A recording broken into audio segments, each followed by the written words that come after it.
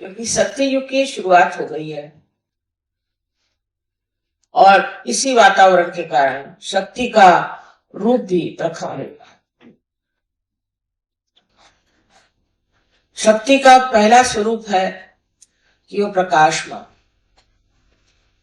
तेजस्वी, तेजपुंज।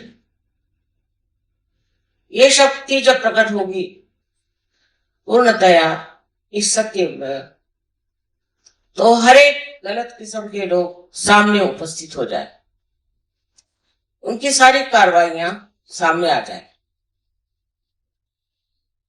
उनकी जो कार्य प्रणाली आज तक चोरी छुपे चल रही थी और उसमें वो मगन थे, वो सब खुल जाए।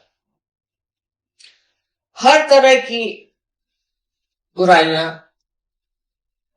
वो चाहे नैतिक हो, चाहे मानसिक हो, आतंकवादी हो या किसी तरह की भी, सत्य को पसंद न, ऐसी कोई सी भी संस्था, ऐसी कोई सी भी व्यवस्था बच नहीं सकी, क्योंकि उस पर सत्य का प्रकाश पड़ेगा। इस सत्य के प्रकाश में आप एक शक्ति की विशेष प्रकृति देखिएगा, उसकी एक विशेष आकृति देखिएगा। कारण मैंने आपसे पहले बताया था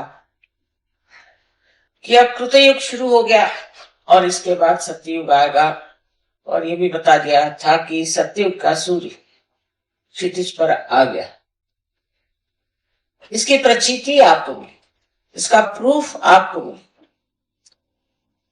कि सत्य के मार्ग में जो भी असत्य लाएगा वो पकड़ा जाए, फिर वो सहयोगी क्यों ना, वो अपने को सहयोगी कहलाता है और गलत काम अगर करता है तो वो बच नहीं सकेगा। उसको आज तक सत्य ने बताया, बचाया, संभाला, उसकी रक्षा की। लेकिन अब इससे आगे उसमें शक्ति नहीं, सहज में वो शक्ति नहीं है कि वो सत्य के आगे ऐसे लोगों को बचा सके जो सत्य का तमगाले कर सके। सत्य में सबसे बड़ी शक्ति आपसे मैंने कल ही बताया था कि प्रेम की, परसों, प्रेम की शक्ति सबसे बड़ी। प्रेम का मतलब अहंकार रहित, किसी अपेक्षा के बगैर, किसी भी एक्सपेक्टेशन के बगैर प्रेम का अव्याहत साम्राज्य फैला। ये शक्ति कार्य करेगी, किंतु ये जो शक्ति चैतन्य की है वो आपके ही माध्यम से कार्य कर सकता। अगर चैतन्य स्वयं ही इस कार्य को कर सकता तो आज आप लोग सहयोगी नहीं बनते और सहयोगियों की कोई जरूरत भी नहीं रहती। लेकिन आज जो सहयोगियों की जरूरत आप समझ रहे हैं कितनी है, कि सामूहिकता में सहयोगी तैयार हो रहे हैं। इसका कारण यह है कि चैतन्य का वहन, उसका चैनल आप लोग। अब इस वहन करने वाली जो धाराएं हैं उनको समझ लेना चाहिए कि आपको किसी भी गलत काम की ओर नजर तक नहीं जाना चाहिए, क्योंकि आप स्वयं शक्ति से संचालित, आप में हर तरह की शक्ति वहन हो रही है। तो वही शक्ति आपको शक्तिवान, बलवान, हर तरह से समृद्ध और स्वस्थ बना सकती। आपको और किसी चीज का आलिंगन करने की जरूरत है। जैसे ही आप दूसरे किसी चीज का आलिंगन करेंगे आप गिर जाएंगे। जैसे मैंने देखा है कि बड़े बड़े लोग होते हैं जो अपने को बड़े कहलाते हैं, वो खबर भेजेंगे कि हमें माँ से मिलना है, हम उनसे स्पेशली मिलना चाहते हैं। कोई स्पेशल विशल होते नहीं है, पर हमको मिलो। अब मना करो तो लोग कहते हैं माँ वो बहुत सताए, तो मिल ही लीजिए उनसे। अब सब गिड़गिड़ात कहते हैं अच्छा भाई, 3 बार कहेंगे वो आने वाले हैं, वो आने वाले हैं, सबको उसके इश्तहार लग जाए और वो आएंगे, पार हो जाएंगे और ठीक भी हो जाएंगे। उसके बाद वो पूछेंगे भी नहीं, क्योंकि वो समझते नहीं कि सत्य की शक्ति कितनी जबरदस्त है। एक बार अगर आप समझ में आ गए तो बेहतर है कि आप सहज में उतर जाए, नहीं तो बचत नहीं है।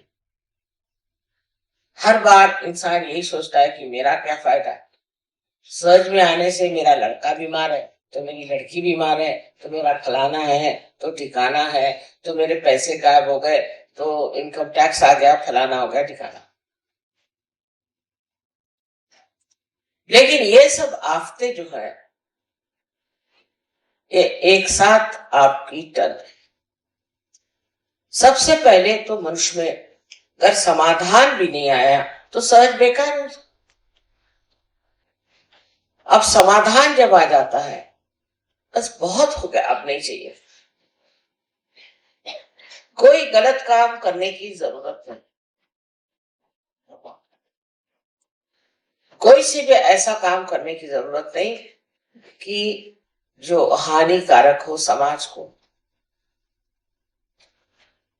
दूसरों को, आप्तिष्टों को, किसी को भी हानिकारक कार्य करना सहज के बाद फलित नहीं हो सकता, उसका नुकसान उठाना। हमने देखा बहुत शुरू में बहुत से सहज में ऐसे लोग आए, रुपया बनाया, पैसा बनाया, झगड़े किए, लड़ाई करी, ये करा वो करा, इसके सिवा और कुछ किया नहीं सर, फिर खत्म होगा। क्योंकि सहज की शक्ति ऐसी है कि ऐसे लोगों को पार ढके, फिर वो ठीक होकर के वापस आ जाए तो दूसरी बात। जैसे समुद्र में 2 शक्तियां होती, एक शक्ति से तो बाढ़ आती और एक से जो है समुद्र पीछे जाता।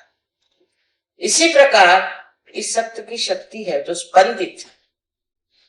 स्पंद का मतलब होता है जो एक बार आकुंचित होता है और एक बार पूरी तरह से खुल जाता है, उस हृदय में ही स्पंद होता है। आदि शंकराचार्य ने वाइब्रेशंस को स्पंद कहा।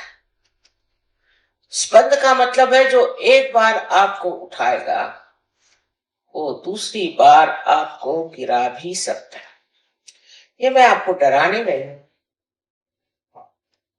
पर सूचना दे रही हूं कि अब अपना वर्तन हमको ऐसा करना चाहिए जिससे हम सहज में अग्रसर हो सके। मैंने परसों कहा था कि नॉर्थ इंडिया में सहयोग बहुत जोरों में फैला है, बहुत जोर, हर जगह जैसे आग लग रही हो लोग सहज में आ रहे हैं, क्योंकि सहज से लाभ बहुत। तंदुरुस्ती अच्छी हो जाएगी, किसी को धन लाभ हो जाता है, किसी को पुत्र लाभ हो जाता है, कोई ना कोई लाभ हो जाता है, किसी का बहुत ज्यादा, किसी का कुछ। किंतु सबसे बड़ा लाभ सहज योग का यह कि समाधान, कि इससे आगे अब कुछ नहीं चाहिए, मुझे और कुछ नहीं चाहिए, मैं सब पा चुका। ये जब स्थिति आपकी आ जाएगी तब सहज समझना कि आप सहज में उतर, और फिर अनायास आपको चाहे या न चाहे सहज आपकी देखभाल करेगा, आपको सर्वथा पूर्णतः संतुष्ट है। आपका समाधान जो है वो 7वें श्रेणी में पहुंच जाए। लोग कहेंगे इनको क्या हो गया, ये क्यों इस तरह से निरीक्ष हो गए, इनको क्या किसी तरह का संन्यास मिल गया, तो कोई परवाह नहीं।